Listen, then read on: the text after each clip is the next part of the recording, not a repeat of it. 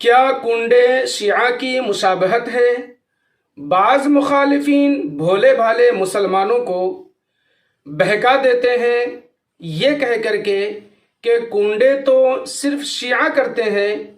تم سنی ان کی مشابہت کیوں کرتے ہو؟ لہٰذا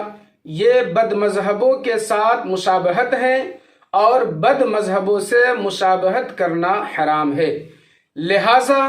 کنڈے بد مذہبوں کی مشابہت کے بنا پر حرام ہے۔ اعتراض کرنے والے اعتراض کرتے ہیں، لیکن الحمدللہ میں مکمل جواب دینے کی کوشش کروں گا۔ ویڈیو میں بنے رہیں، معلومات اچھی ہو تو اپنے دوستوں میں ضرور شیئر کریں، کیونکہ دینی معلومات کو آگے بڑھانا، پھیلانا یہ بھی ایک صدقہ جاریہ ہے۔ اعتراض کرنے والے جو اس قسم کی اعتراض کرتے ہیں تو اگر مشابہت کی بات ہے تو اس کا مطلب یہ ہے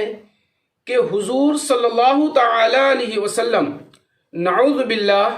یہودیوں سے مشابہت کر کے حرام کے مرتکب ہوئے۔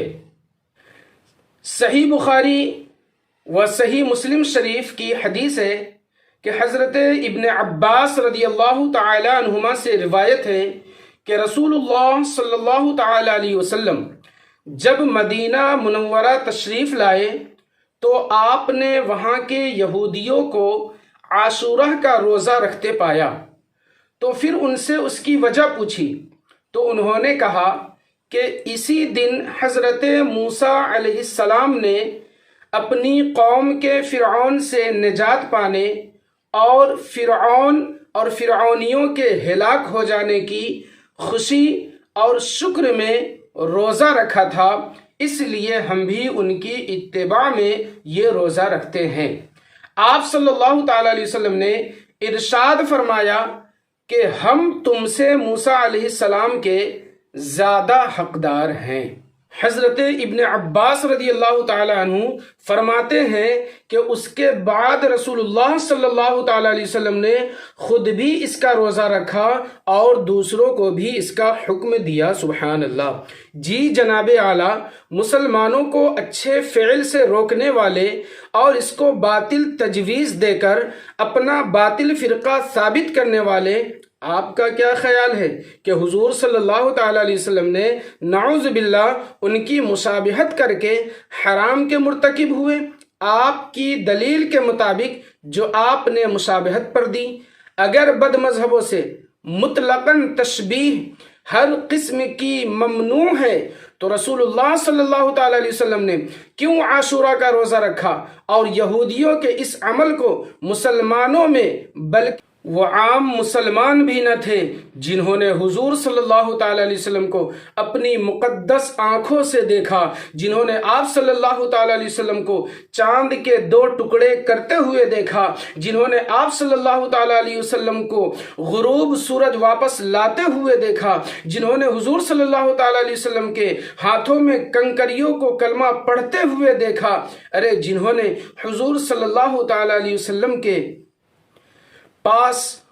اونٹ کو دیکھا کہ وہ آپ کو سجدہ کر رہا ہے اور اپنی فریاد عرض کر رہا ہے، اور یہی نہیں جنہوں نے یہ بھی دیکھا کہ جہاں سے حضور صلی اللہ تعالی علیہ وسلم تشریف لے جاتے ہیں وہ آپ صلی اللہ علیہ وسلم کو سلام کرتے ہیں، ارے یہی نہیں جنہوں نے حضرت جبرائیل علیہ السلام جیسے مقدس فرشتے کو وحی لاتے ہوئے بشری صورت میں دیکھا، ارے وہ مقدس صحابہ رضوان اللہ تعالی علیہ مجمعین جنہوں نے ہر قول و فعل دیکھا اور اس پر عمل کیا، ان کو حضور صلی اللہ تعالی علیہ وسلم کیوں ارشاد فرما رہے ہیں اور ان میں کیوں رائج فرما دیا؟ اگر بالفرض شیعہ بھی حضرت امام جعفر صادق رضی اللہ تعالی عنہ کے کنڈے کرتے ہیں تو ہم کیا کریں؟ ہم تو بزرگوں کو اس سے بھی زیادہ ماننے والے ہیں۔ الحمدللہ ہم بزرگوں کی زیادہ پیروی کرنے والے ہیں، لہٰذا ہم زیادہ حقدار ہیں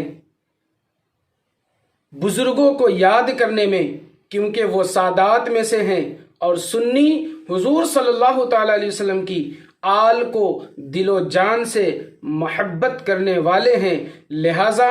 ہمارا شیعہ سے کوئی تعلق نہیں ہے اور نہ ہی ہم انہی کے وجہ سے کرتے ہیں، تو تمہارا یہ عقیدہ اور اعتراض ہم تمہارے منہ پر مارتے ہیں۔